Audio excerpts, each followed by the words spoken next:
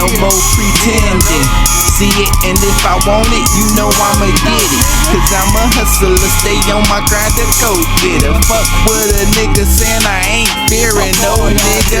These lanes be talking, but it be behind my back. Scared to say it to my face, cause they know how I react. Keep a lot of straps, so we could throw them hands, you won't do that. So why you talking behind my back, like you on a strap? Nigga, this ain't no rap, this here is real shit. Got these pussy niggas mad, all up in they feelings. But me, I'm posted up, got these hoes like I feel them. And wanna dime, Polo Nino, yes I'm him. For the day, I hope you enjoyed. Alright YouTube, I am making progress. I wanted to bring this one insightful thing that, like, I've been trying to get this fan clutch off on my Range Rover, which is the L322 4.4 liter fan clutch. I couldn't find pretty much barely any reference on YouTube on how to get that off. I do have an air compressor. I do have an air hammer. Keyword, air hammer. And I saw that through forums that people saying, use the air hammer, use the air hammer, use the air hammer. I tried using the air hammer first. I didn't get no results. But then I tried it this way. And I want to show you guys this because literally it took seconds to get off once I did this. Some people say you can put it at an angle and beat on the end of it with a hammer while turning. Beat on it with a hammer and turn, and it'll come loose. If you don't have an air chisel, but with an air chisel, it literally took seconds. And I'm going to show y'all. As you can see, this is my Range Rover. L322. And as you can see, let me get my flashlight. But this is very important. As you can see, I got the fan off. Well, it's kind of hard to see. I'm going to zoom in. See it down there? It's off. Now I'm going to zoom out and I'm going to show you what I did, how I was able to get that off like in seconds. It's crazy. I can't even barely believe it. So that's why I wanted to make sure I put it in this post. I took this fan clutch tool, was just as a 36 millimeter, as everybody know. You see the marks right there? Because first I was doing it on here. I had it at an angle like this, and I thought that I could just hammer on it down. That didn't work. I put it in through the top like this, and had it slightly angled at like this angle, which is, let's say, the 1 o'clock position.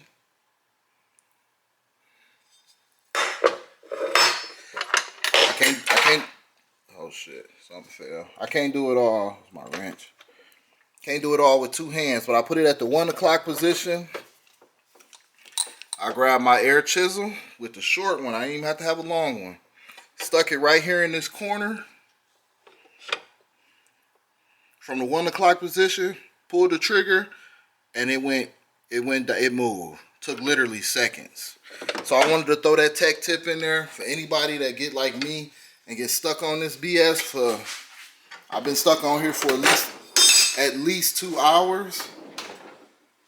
Just trying to get that off and trying to figure out how to get it off. That way worked. Back with y'all in a minute. Alright, now that I finally have the fan shroud off and it lifted right up out of there, as you can see, I took off the water pump. I mean, the thermostat housing, I want to say, or whatever the thing is called. What you can see is just these 4 bolts, 1, 2, 3, and 4, and it slides on and off of this, which has a big gasket on here. As you can see. It's just, like that's broken. I may have to replace that also, but like it's brittle, you know.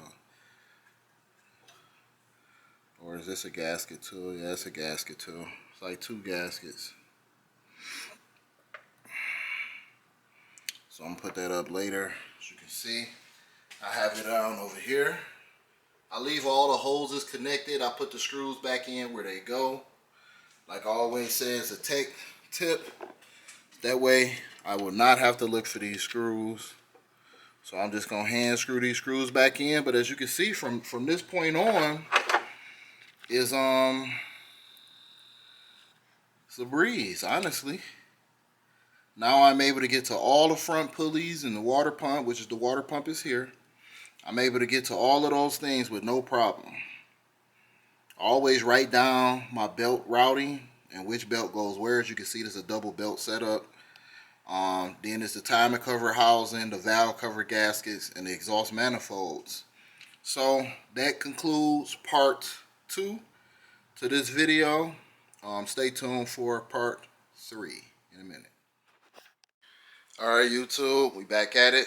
This is going on day 3 of my teardown and rebuild of my engine head gaskets, all my intake gaskets. Pretty much I'm replacing the heads, taking the heads off, getting the heads remachined to make sure they're good, getting them resurfaced, getting them tested, pressure checked, the whole 9. So those should be like new when I get them back. But I'm also going to replace the whole timing set, all the timing chains, all the guides, everything. I want it all new. I'm also going to be replacing the water pump and all the gaskets that need to be replaced involved in that. So this is day 3. I'm only working a few hours each day on the build, but I still plan on hopefully being done by next week. Today is Friday of this week, so hopefully my goal is to have the whole front torn down and the valve covers taken off today. Maybe even the exhaust manifold gaskets, but I'm only going to do about 5 hours to 6 hours on it today. However far I get during that, because then I need a break, go have some fun, enjoy the day. And then tomorrow, hopefully I should have the heads completely off. Well, actually, I won't have the heads completely off because I'm waiting on the timing chain tool set to come. I will have it in the description. It's not a must-have, but it makes the job easier for installation and breakdown when you're doing this job, so that the whole time it can be aligned and it cannot move, which is what you want. My car was running. I drove it in here in my garage. You saw the other videos that I drove it while it was smoking. It was just smoking bad. You see in the previous video I showed why it was smoking bad. So it's been explained. Tearing the motor down, in my opinion, is just like the body when you have an autopsy. When it's dying or dead, they cut you open and they can tell exactly why you died or what caused your death. It's the same with the engine. You break it down far enough, and my engine wasn't dead yet, but it was on like life support. Break it down far enough, I see exactly what the problem was. And since I have to take off so many components, you know, it's going to be stripped all the way down to pretty much the bare block. Pretty much. So, might as well rebuild. The whole heads get remachined and built. All new gaskets, new water pump, new timing set right. I do it this one time. Do regular oil changes. I'm pretty sure this engine to make it at least another 100,000 miles. I only got 138 on my dash, so I should be able to get minimum of another 100,000 mechanically wise with the motor, because that's what I'm doing a lot of work too. I still got to do the transmission fluid change with the pan. I haven't done that yet. I am going to do it this summer, but I got a lot of events I want to hit with my truck since I've been spending money on it, getting it together with rims and paint. But I also want it to run excellent. So that's where we at. Thanks again for watching the video. Make sure you give the video a thumbs up also. Now let me show you where we at so far. I'm not sure how much I recorded, but you can see my pile of parts here. I'm gonna zoom in. That's the old water pump. And the old water pump have the plastic propellers.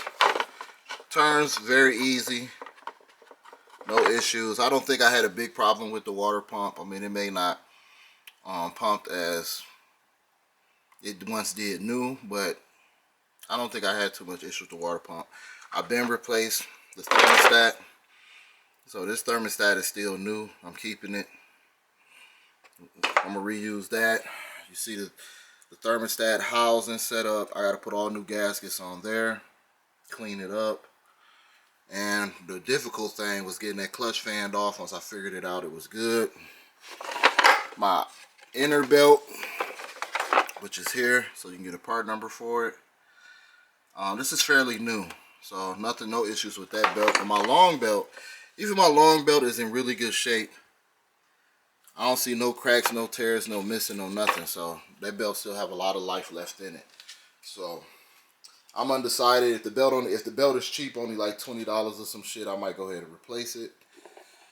PCV, of course, I'm replacing this with a new one. That's much needed. And you see where we at as far as motor. I put all the screws back in the positions they go, so I won't have to worry about them getting lost. You see the issue there. See that? It should not be like that. Big problem, big issue.